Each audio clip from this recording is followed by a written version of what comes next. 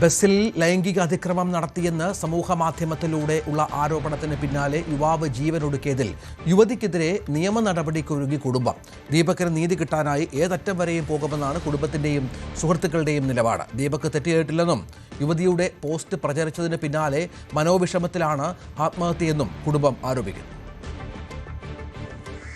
ദീപകിന്റെ മരണവുമായി ബന്ധപ്പെട്ട് യുവതിക്കെതിരെ ശക്തമായ നിയമ നടപടികളുമായി മുന്നോട്ട് പോകാൻ തന്നെയാണ് കുടുംബത്തിന്റെ തീരുമാനം. നേരത്തെ തന്നെ കുടുംബം അത് വ്യക്തമാക്കിയിരുന്നു. ആ സോഷ്യൽ മീഡിയയിലെ റീച്ചിന് വേണ്ടി മാത്രം കെട്ടിച്ചമച്ച ഒരു വീഡിയോ ആണെന്ന നിലപാടിലാണ് കുടുംബം ഉള്ളത്. ദൃശ്യങ്ങൾ പരിശോധിച്ചാൽ തന്നെ ഇക്കാര്യം വ്യക്തമാവുമെന്നും അവർ പറയുന്നു.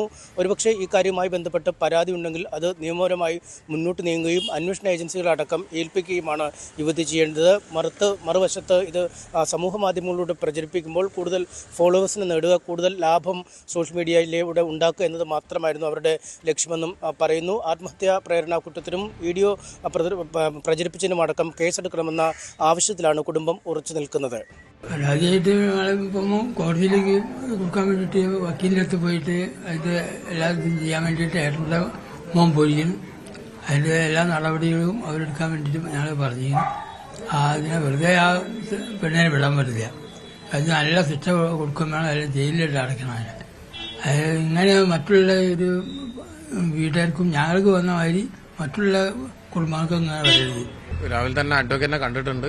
അവരെ ഇന്ന് അതിന്റെ എല്ലാ കാര്യങ്ങളും ചോദിച്ച് മനസ്സിലാക്കിയിട്ടുണ്ട്. ഒരു പരാതി എഴുതി വാങ്ങിയിട്ട് അച്ഛൻ്റെ അമ്മനെ കൊണ്ട് ഒപ്പിടിപ്പിച്ചിട്ട് വേണ്ട രീതിയിൽ ഞങ്ങൾ കോടതിയിൽ സമർപ്പിക്കും. അത് വേണ്ട രീതിയിൽ അത് ഞങ്ങൾ എല്ലായിടത്തും എത്തിക്കാനുള്ള നടപടി എടുത്തുകൊണ്ടിരിക്കുന്നുണ്ട്. ഇപ്പോൾ കുടുംബത്തിന്റെ പരാതിക്കപ്പുറം പുറത്തുനിന്നും ധാരാളം പരാതികൾ ഇതുമായി ബന്ധപ്പെട്ട് ഉയർന്നിട്ടുണ്ട്. മെൻസ് കമ്മീഷൻ എന്ന ആവശ്യവുമായി നിരന്തരമായി സമരമുഖത്തുള്ള അല്ലെങ്കിൽ പ്രക്ഷോഭ പരിപാടികളൊക്കെ നടത്തിവരുന്ന രാഹുൽ ഈശ്വർ അടക്കമുള്ള ആളുകൾ ഈ വിഷയത്തിൽ യുവതിക്കെതിരെ കേസെടുത്ത് അന്വേഷണം നടത്തണമെന്ന് ആവശ്യപ്പെട്ട് പോലീസിൽ പരാതി നൽകിയിട്ടുണ്ട്. മനുഷ്യാവകാശ കമ്മീഷന് പരാതി നൽകിയിരിക്കുന്നു. യുവമോർച്ച അടക്കമുള്ളവർ പരാതി നൽകാനുള്ള തയ്യാറെടുപ്പിലുമാണ്.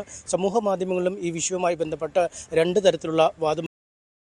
യുവതി റീച്ചിന് വേണ്ടി മാത്രം അല്ലെങ്കിൽ ഫോളോവേഴ്സിനെ സൃഷ്ടിക്കുവാൻ വേണ്ടി മാത്രമാണ് ഇത്തരമൊരു വീഡിയോ പോസ്റ്റ് ചെയ്തത് എന്ന ആരോപണമാണ് ഒരു വിഭാഗം ഉന്നയിക്കുന്നത്. മറുവശത്ത് ആ കുട്ടിക്കെതിരായ കൃത്യമായ ഒരു ലൈംഗിക അതിക്രമം ഉണ്ടായപ്പോൾ അതിനെതിരെ പ്രതികരിക്കുന്ന നിലപാട് ആണ് ഉണ്ടായതെന്നും അവർ വ്യക്തമാകുന്നു. എന്തായാലും ഇരുവശവും രണ്ട് ഭാഗവും പറഞ്ഞാണ് പരസ്പരം പോരടിച്ചുകൊണ്ടിരിക്കുന്നത്. കഴിഞ്ഞ വെള്ളിയാഴ്ചയാണ് ഈ സംഭവങ്ങൾക്ക് തുടക്കമായത്.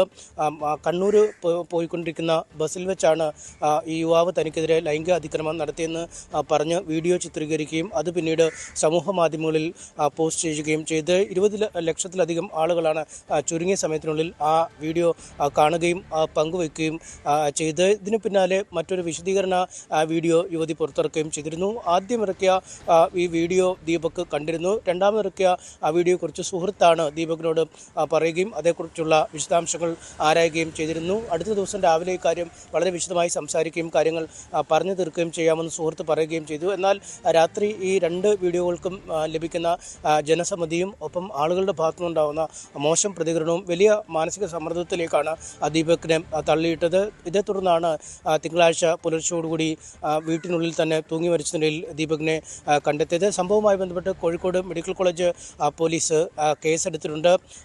പോസ്റ്റ്മോർട്ടം നടപടികളടക്കം പൂർത്തിയാക്കി മൃതദേഹം സംസ്കരിക്കുകയും ചെയ്തിരുന്നു. മെഡിക്കൽ കോളേജ് പോലീസ് എടുത്തിരിക്കുന്ന കേസിൽ ഈ യുവതിയെ പ്രതി ചേർക്കണം എന്ന ആവശ്യമാണ് ഇപ്പോൾ ഉയർന്നു വന്നിരിക്കുന്നത്. എന്തായാലും തെളിവുകളടക്കം പരിശോധിച്ച്, അതായത് ബസ്സിലെ ജീവനക്കാരോടും ബസ്സിലുണ്ടായിരുന്ന മറ്റ് യാത്രക്കാരോടും അടക്കം വിവരങ്ങൾ ആരാഞ്ഞ് ദൃശ്യങ്ങൾ വിശദമായി പരിശോധിച്ച ശേഷമാവും ഒരു നടപടിയിലേക്ക് പോലീസ് കടക്കുക എന്നാണ് നമുക്ക് മനസ്സിലാക്കാൻ കഴിയുന്നത്.